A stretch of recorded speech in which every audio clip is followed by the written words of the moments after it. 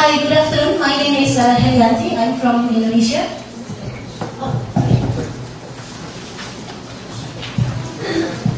Yes, my name is Helianti. I'm from JAVARA, Indonesia. We're a company that is doing value-added promotion and market development for organic smallholder farmers in Indonesia. Basically, the problem that we are facing at this point is that a couple of years back, I was asked by a number of development agencies to help the farmers that they have been certifying organic under the standard of Europe, America, and Japan to develop the market. We did, and we have received a lot of response, but we never get the products. So then that's when we realized that the bottleneck is apparently not only on the marketing side, but on the processing of the raw materials so that it can comply to the high standard of the global market. So basically, what is the baseline condition with the lacking of the processing? First is, of course, agriculture produce is very easy spoiled. So if you don't have a proper facility for processing, then it can get rotten very quickly. And second is that because there is no proper processing, they have a very short lifetime and they can only sell it locally. So basically, the certification doesn't do them any good without the processing. And the third is, of course, it becomes low quality and low price, no or minimum added value. So basically, it's low impact for these certified organic farmers. And even if there are some processing, it's on manual process. So it's very limited capacity and slow turnover. I give an example. We've been requesting the export for coconut sugar to the European market for 5 containers per month, but now we can only provide it 1 container, because the processing that we have is very limited and very manual. So basically, what are the farmers need? First, please bear in mind that with the climate change, the rainy season is so different from where they used to be. So the existence of drying facility is become a very necessity for them. And of course, when you want to sell to the global market, the food safety standard is very high. So we need to be able to comply to that. And we need to lengthen and increase the economic value, meet the standard of the buyer specification because they can be very specific. And then we need to have the speed response. Because at this point we've been requesting for 4 containers, 5 containers monthly. But probably we can only sell 2 containers every 2 months. That's very slow. And then, of course, how to turn low-grade products into byproduct with higher added value. And the main thing is how to match between the capacity of the agriculture produce and what the buyers wanted. And that's where we need to match up. And most of all is how to have a processing facility that are inclusive to all farmers. So what do we propose? Actually, what we want to do is to create post-harvest processing services in partnership with organic farmers cooperative, because they already exist, that will share and distribute the incremental value to the farmers. So what is our innovation in this approach? First, we focus on producers that are low grade, have less or no economic value, and create high added value products out of it.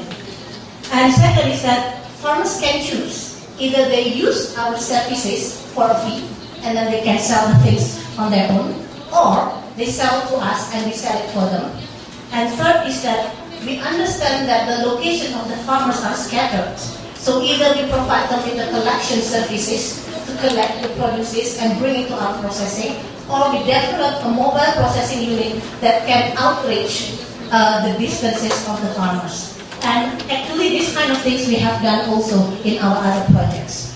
And the third is that, the fourth, is that the processing services is structured as a joint venture with the farmers group, but will be professionally managed.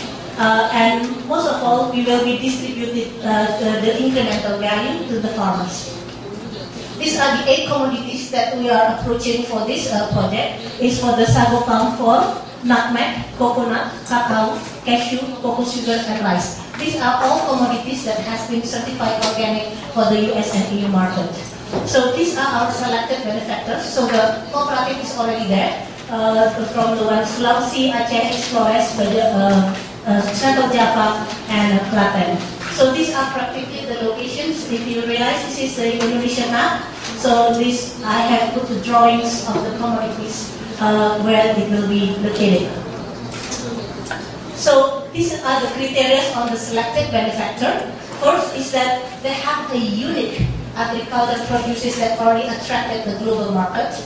And second is that they are already organically certified, but so far they haven't received a proper value on that. And then they have already have captive buyers and have significant scale of producers that can be tapped and good structure of organization. So basically, I've been receiving questions how we manage. Basically, it's because we have collaborations with other developing agencies that manage at the grassroots level. So we work with a number of organizations here. And this is what we do basically. We assess what the market state, and then we assess what is the situation of the farmers. And from there, we decide what kind of processing facility that can match between what is supply and what is the demand. And we design the revenue institutional model, secure the captive clients, manage and oversee the engineering, procurement, construction, and manage the return on investment. So basically, there are a number of sources of revenue. It's either processing service, rental service, or sales of the product. And this is how we do the pricing strategy. And in overall, for this project, we required an investment of $297 US. The return investment is between 2 to 3 years. It's calculated from the starting of the operation.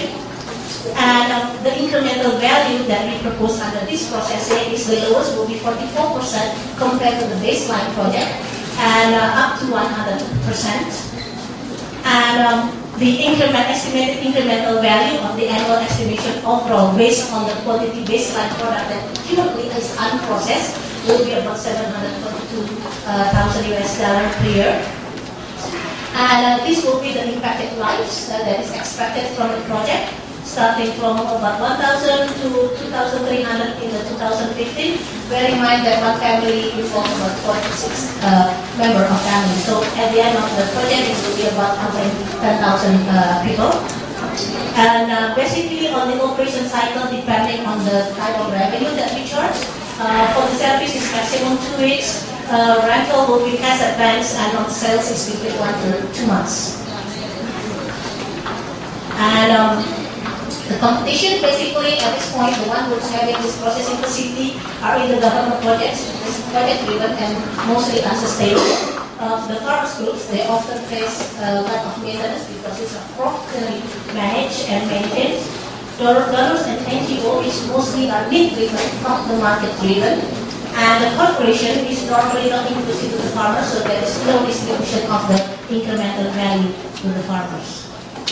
So basically, timeline that we have to do is between 5 to 12 months, depending on the commodity, to have it prepared.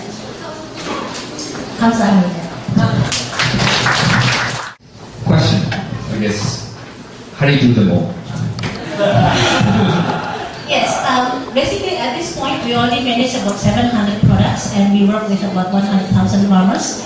So the reason we can do that is because the power of collaborations. We know that we need to focus on certain things, and basically so far we are focusing on the product concept and the market development. While in terms of providing the technical assistance, doing certification, institutional setup at the farmers level is conducted by our partners, development agencies. For example, we work with Swiss Contact, GTZ, some of the local foundation, and they've been there for many years. So that's why we can move quite fast. So even if you have so many different organizations, I mean, how do you track orders, processes? Do you have internal CRM, computerized system to manage them all, or is it done by hand?